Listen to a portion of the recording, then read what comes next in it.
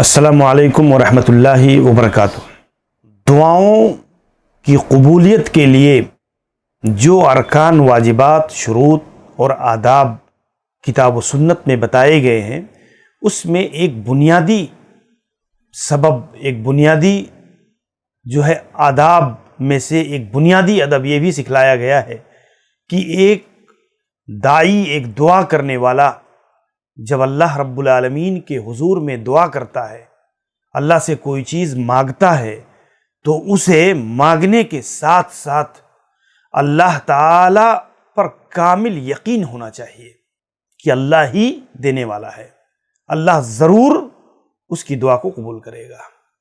اللہ رب العالمین کے ساتھ حسن ظن ہونا چاہیے کہ اللہ رب العالمین کی رحمتیں ہر امیر و غریب کو، ہر کالے گورے کو عام ہیں۔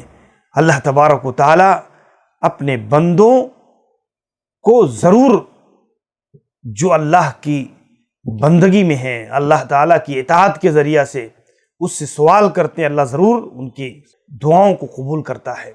تو اس طور پر اگر آپ دیکھیں، اللہ کے نبی صلی اللہ علیہ وسلم نے ایک حدیث کے اندر بیان فرمایا، ادعوا اللہ وانتم موقنون بالاجابہ، تم اللہ سے دعا کرو اور قبولیت دعا کی یقین رکھو، موقنون بالاجابہ، اور وَاعْلَمُوا أَنَّ اللَّهَ لَا يَسْتَجِيبُ دُعَاءً مِّن قَلْبٍ غَافِلٍ لَّهٍ، اور جان لو کہ اللہ تبارک و تعالی غافل دل کے ساتھ، ہارے دل کے ساتھ کسی دعا کو قبول نہیں کرتا۔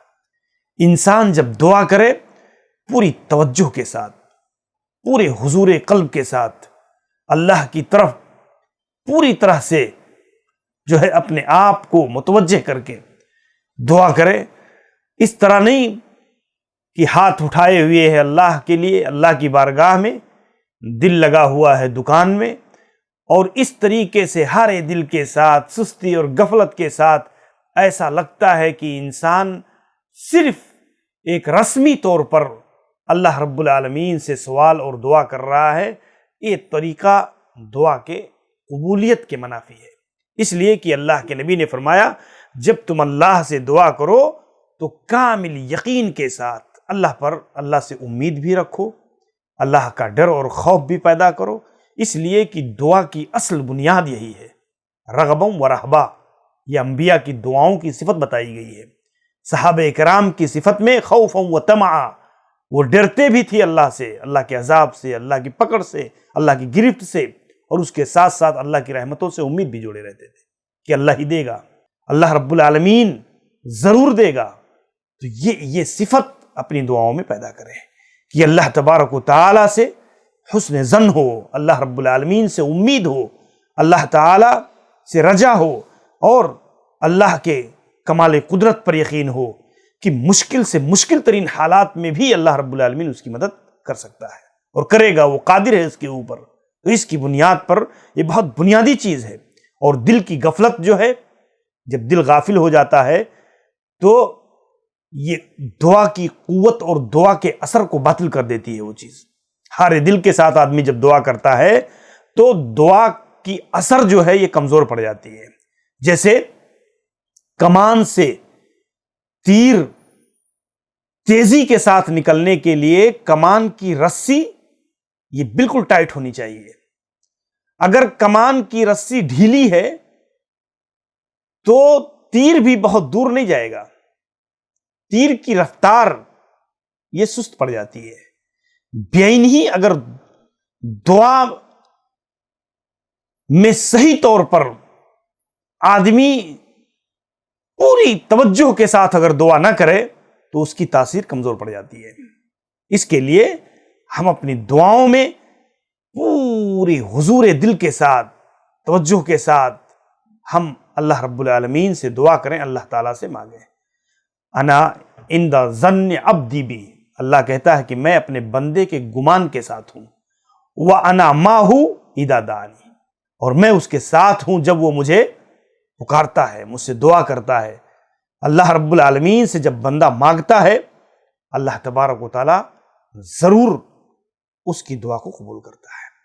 تو اس کی بنیاد پر ہم گناہ پر، معصیت پر اصرار چھوڑ کر کے پوری طرح سے اللہ رب العالمین اپنے حیات، حرکت، اپنے عمل، اپنے قول کے ساتھ پوری طرح سے.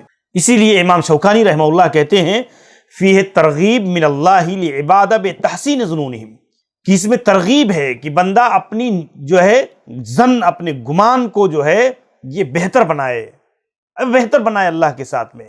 وَأَنَّهُ يُعَامِلُهُ عَلَى حَسْبِهَا، اس لیے کہ اس کے گمان کے ساتھ ہی اللہ اس کے ساتھ معاملہ کرتا ہے. فَمَنْ ظَنَّ بِهِ خَيْرًا، جو شخص اللہ کے ساتھ بہتر گمان کرتا ہے تو اللہ رب العالمین اسے بہتر چیزیں عطا کرتا ہے. وَمَنْ لَمْ يَكُنْ فِي ظَنِّهِ، اور جو آدمی اللہ رب العالمین کے ساتھ اچھا گمان نہیں کرتا تو اللہ رب العالمین بھی اس کے ساتھ اچھا معاملہ نہیں کرتا ہے. یہ چیز بہت اہم ہے. اور اسی طریقے سے آپ دیکھیں دل کا حضور، یعنی آدمی پوری توجہ کے ساتھ، اللہ کے نبی صلی اللہ علیہ وسلم نے بیان فرمایا کہ اللہ ہارے دل کے ساتھ دعاؤں کو قبول نہیں کرتا. امام ابن رجب کہتے ہیں وَمِنْ أَعْظَمِ شَرَائِطِهِ حضور القلب، دعا کی قبولیت میں بنیادی شرط حضور قلب کے ساتھ دعا کرنا ہے. اگر آدمی دعا کرتا ہے اور بے توجہی کے ساتھ تو اللہ کے نبی صلی اللہ علیہ وسلم نے منع فرمایا ہے.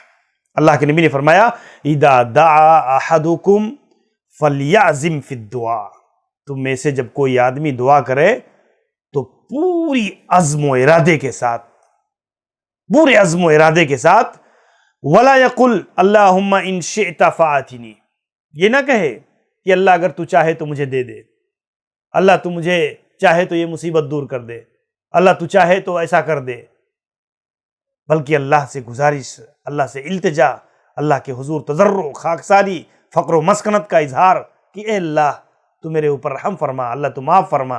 تو یہ اصل میں یہ طریقہ ہے. فَإِنَّ اللَّهَ لَا مُسْتَكْرِهَ لَهُ، اللہ کو کوئی چیز مجبور کرنے والی نہیں ہے. اللہ رب العالمین کو کوئی چیز زور زبردستی کرنے والی نہیں ہے، بلکہ اللہ رب العالمین کی رحمتوں کو توجہ کے ساتھ طلب کرو.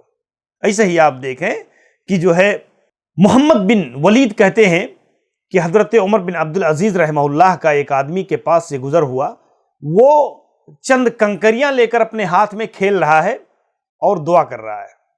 کنکریاں لے کر ہاتھ میں کھیل رہا ہے اور کہہ رہا اللہم زوجنی من الحور العین، اللہ تو مجھے میرا نکاح حور عین سے کر دے، میرا نکاح حور عین سے کر دے، اور کنکریوں سے کھیل رہا ہے. فمال الیہ عمر بن عبدالعزیز، تو حضرت عمر بن عبدالعزیز رحمہ اللہ اس کی طرف متوجہ ہوئے اور کہا بئس الخاطب انت، بڑا برا نکاح کا پیغام دینے والا ہے تو.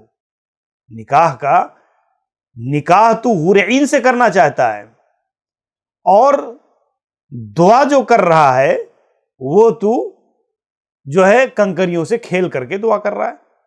الا القیت الحسات، تو پہلے کنکریوں کو چھوڑ اور وَأَخْلَصْتَ إِلَى اللَّهِ الدُّعَاء، اور خالص دل کے ساتھ، توجہ کے ساتھ اللہ رب العالمین سے دعا کر. یہ طریقہ ہے دعا کا. میرے بھائیو، اسلاف کا بھی یہی طریقہ تھا اور یہی صورت ایک مسلمان کو اختیار کرنی چاہیے. اللہ تعالی ہمیں اس کی توفیق نصیب فرمائے. السلام علیکم ورحمۃ اللہ وبرکاتہ.